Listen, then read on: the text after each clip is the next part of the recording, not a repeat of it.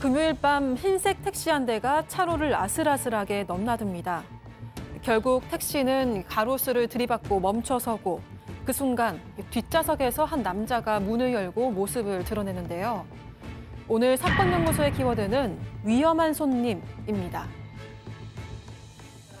2021년 5월 경기도 성남 분당에서 벌어진 사건입니다. 금요일 밤 한 택시 기사가 젊은 남성 손님을 태우면서 벌어진 사건이었죠. 네, 그렇습니다. 5월 14일 밤이었고요. 말씀하신 것처럼 60대 택시 기사분이었는데 인천에서 손님을 태우고 약 1시간 정도를 목적지를 향해 달리다가 성남 분당시 미금역 근처였던 겁니다. 갑자기 승객이 흉기를 꺼내들어서 기사를 공격하기 시작을 했습니다. 근데 뭐 운전하는 과정에서 그걸 막을 수가 없는 상황이었잖아요. 택시는 비틀비틀하고 정말 위험천만인 상태에서 운전을 하다가 이 가로수를 들이맞고서 겨우 이 차량이 멈춰섰던 겁니다. 그때 이 공격했던 20대 남성은 도주를 시도를 했는데 마침 이 견인기사가 그 상황을 목격을 하고 이걸 막아섰고 출동한 경찰이 현장에서 가해자를 체포를 했습니다. 20대 가해자가 60대 택시 기사에게 무차별로 흉기를 휘둘렀고 가로수를 들이받고서야 겨우 차는 멈췄고, 자, 이 피해자 그래서 어떻게 됐습니까? 네, 당시 피해자의 택시기사는 이 가슴과 배 부위 등을 흉기로 12차례를 찔렸습니다. 당시 출동한 구급대원이 피해자에게 심폐소생을 하면서 어떻게든 살려보려고 했는데요. 하지만 결국 다발성 자상으로 숨졌습니다.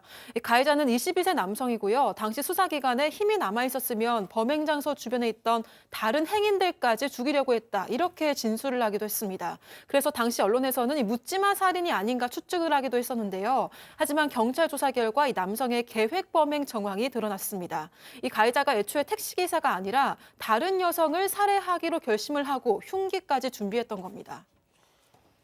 자, 뭐 그래서도 안 되지만 다른 여성을 살해하려던 이자가 왜 M1 택시 기사를 살해한 그렇죠. 거예요? 이 가해자가 범행 한 달 전부터 스스로 이제 목숨을 끊을 그런 계획을 세웠는데 가만 생각해 보니까 이럴 바야 누구를 죽이자. 혼자 죽는 거 억울하다. 저놈이죠? 예, 이 사람입니다. 내가 아닌 남을 죽이자라고 얘기하면서 이 범행을 결심했는데 그래서 채팅 앱을 해가지고 어떤 여성을 만나서 살해한 뒤에 또 자신의 성적 욕망까지 채우려고 사실 계획을 세웠던 겁니다. 흉기를 구입하고 여성의 집에 가려고 택시를 탔는데 가면서 생각을 했어요. 여성의 집 근처 가니까 여자가 안 만나줄 것 같기도 하고 뭔가 실패할 것 같다는 생각이 들어서 극심한 분노를 느끼게 됐고요. 그래서 분풀이로 여기 타고 있던 택시 기사를 살해하기로 계획을 변경한 겁니다. 제가 이 부분을 이게 잘 이해가 안 돼서 판결문까지 찾아 읽었습니다. 채팅 앱을 통해서 알고 지내던 여성을 살해한 뒤에 자신의 성적 욕망을 채우기로 했다.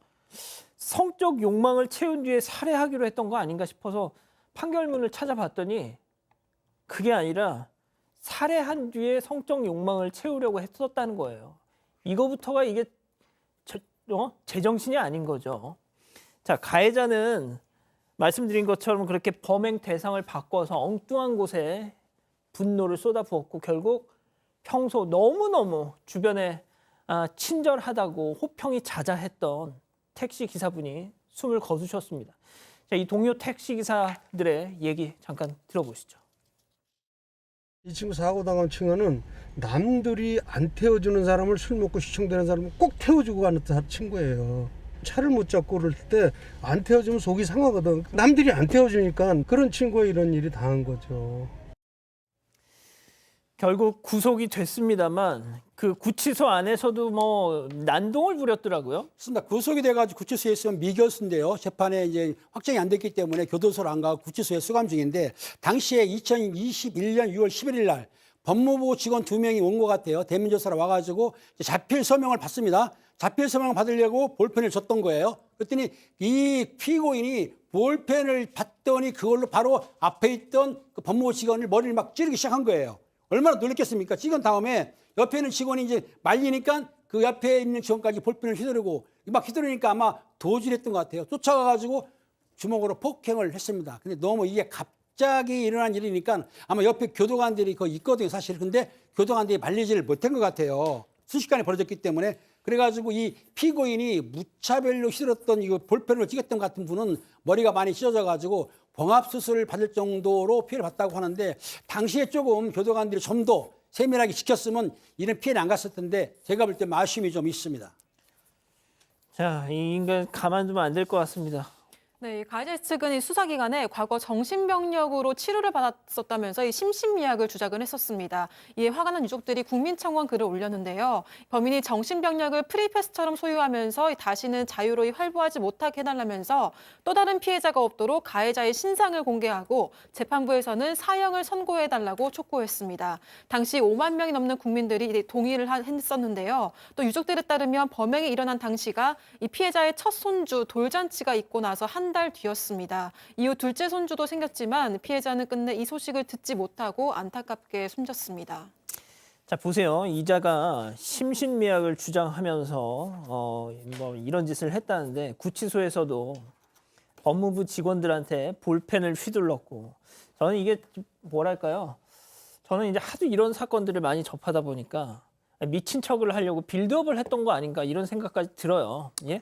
자, 그리고 앞서 말씀드린 것처럼 2021년에 5만 명이 넘는 국민들이 이자의 신상을 공개하고 사형을 선고해달라 이런 유족의 어떤 요청에 국민들이 동의를 했었는데 자, 저희가 이제 당시 기사, 판결문 어떤 걸 찾아봐도 신상 공개 당연히 안 됐고요.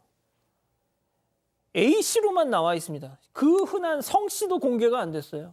도대체 2021년에 대한민국은 무슨 일이 있었길래 이 모양 이 꼴이 됐던 겁니까?